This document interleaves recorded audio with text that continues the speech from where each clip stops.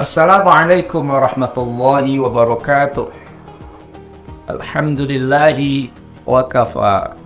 Wassalatu wassalamu ala nabiyil mustafa wa ala alihi wa ashabihi ahlus sidqi wal wafa. Amma ba'd. Saudara-saudara sekalian yang dirahmati Allah Subhanahu wa taala.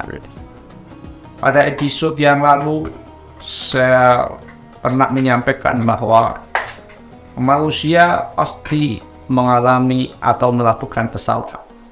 Tidak ada satu orang pun yang tidak pernah berdosa. Maka sebaik-baik manusia adalah manusia yang mau mengakui kesalahannya, mengakui dosanya, dan memohon ampun kepada Allah Subhanahu wa taala serta meminta maaf kepada sesamanya apabila dosa itu memang kepada sesama manusia. Tetapi tentunya sebagai manusia, kita perlu mencari hal-hal yang menyebabkan kita lebih mudah terjerumus kepada perbuatan dosa.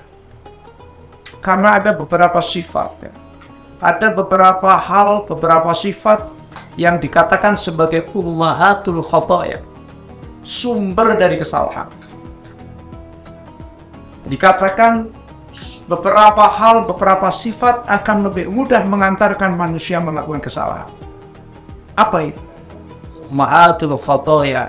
Karena sumber kesalahan itu ada 3. Sifat-sifat yang menyebabkan manusia melakukan kesalahan ada 3 hal. Al-kibru wal hasad wa hubbud dunya. Yang pertama adalah sifat sombong, al-kibr, takabur. Orang itu kalau sudah memiliki sifat sombong, pasti akan mudah terjerumus kepada perbuatan-perbuatan dosa. Orang sombong tentu tidak akan bisa menerima nasihat. Orang sombong tentu akan mudah meremehkan orang lain, bahkan akan merasa sok segala-galanya. Orang sombong ini jangan berharap masuk surga. Yang di surga saja disuruh keluar. Bagaimana kita ketika mengikuti cerita Iblis alaihi laknah. Iblis ini sudah berada di surga. Tapi ketika disuruh sujud menghormati Nabiullah Adam alaihi salam, ditanya oleh Allah, disuruh sujud oleh Allah, tidak mau. Ketika ditanya, ma mana'aka alla tasjuda id amartuk, apa yang menyebabkan kamu tidak mau menghormati Nabi Adam, tidak mau sujud kepada Adam? Iblis menjawab, ana khairun minhu khalaqtani min nar wa khalaqtahu min tin. Saya akan lebih baik daripada Adam, engkau jadikan aku dari api sedangkan engkau jadikan Adam dari tanah. Bagaimana mungkin saya sujud kepada Adam? Kesombongan telah masuk kepada hati iblis. Karena sombongnya itu, Allah usir iblis dari surga. Tidak layak seseorang yang sombong berada di surga. Fahbit minha fama yakunu laka an tatakabbara fiha fakhruj innaka minas sagirin. Keluar kamu, tidak layak di surga ada orang yang sombong. Maka orang yang sombong akan dianggap oleh Allah minas sagirin, menjadi orang-orang yang kecil yang hina. Ini sifat pertama yang bisa menyebabkan kita banyak melakukan kesalahan. Yang kedua adalah al-hasad. Iri sering menimpa kita. Barangkali termasuk saya pun sering. Semua kita pasti akan terkena penyakit iri. Sehingga bagaimana kita mengkondisikan ketika penyakit itu masuk pada diri kita. Biasanya iri ini adalah kepada kawan kita, kepada orang yang mempunyai kesamaan dengan kita. Orang Jawa iri dengan orang Jawa. Orang kaya irinya dengan orang kaya. Orang miskin irinya dengan orang miskin. Pegawai irinya dengan pegawai. Bahkan kiai pun bisa jadi iri dengan sesama kiai. Karena ada kesamaan. Ketika orang sudah terkena sifat hasud, iri, maka mudah melakukan kesalahan-kesalahan yang lain. Tanpa pada saudara kandungnya sendiri pun bisa dibunuh. Kalau sudah iri. Rebutan warisan misalkan. Atau bahkan rebutan wanita. Kayak cerita Qabil dan Habil. Kenapa Qabil tega membunuh Habil? Karena iri.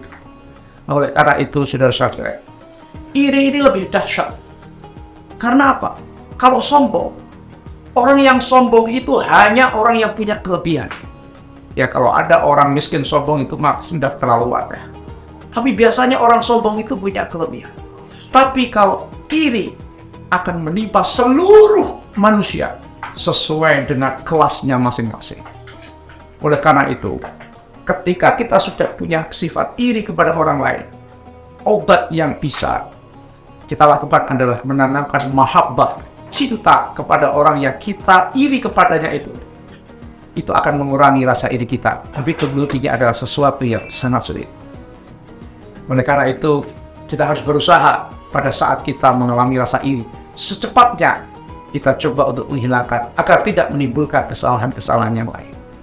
Kemudian yang terakhir adalah hubbud dunia, materialistis, terlalu mencintai dunia. Tentu dunia adalah sesuatu yang indah, yang harus kita cari karena kita hidup di dunia. Kita membutuhkan dunia karena kita hidup di dunia. Tapi dunia itu hendaklah dijadikan sebagai wasilah, bukan tujuan. Oleh karena itu, kalau kita sudah menjadikan wasilah, maka dunia bisa kita pergunakan untuk ibadah. Tapi kalau dunia itu dijadikan tujuan, maka semuanya akan menjadi kacau. Jika yang kamu cari adalah dunia, kamu tidak akan mendapatkannya. Jika bisa mendapatkannya, maka tentu tidak akan banyak. Jika bisa mendapatkan banyak, pasti tidak akan puas. Jika kamu bisa puas, pasti tidak akan abadi. Itu dunia. Berbeda dengan tujuannya itu akhirat. Kalau kamu yang dicari akhirat, kamu pasti mendapatkan. Kalau sudah mendapatkan, pasti banyak. Kalau sudah banyak, pasti puas. Kalau sudah puas, pasti akan abadi. Itulah perbedaan dunia dan akhirat. Mudah-mudahan sifat-sifat hubbud dunia yang berlebihan pada diri kita segera kita bisa atasi. Jadi sekali lagi kesimpulannya adalah ada 3 hal yang menyebabkan manusia lebih mudah melakukan kesalahan. 1. Sombong. 2. Hasud, iri. Yang ketiga, terlalu mencintai dunia tanpa memperhatikan akhirat.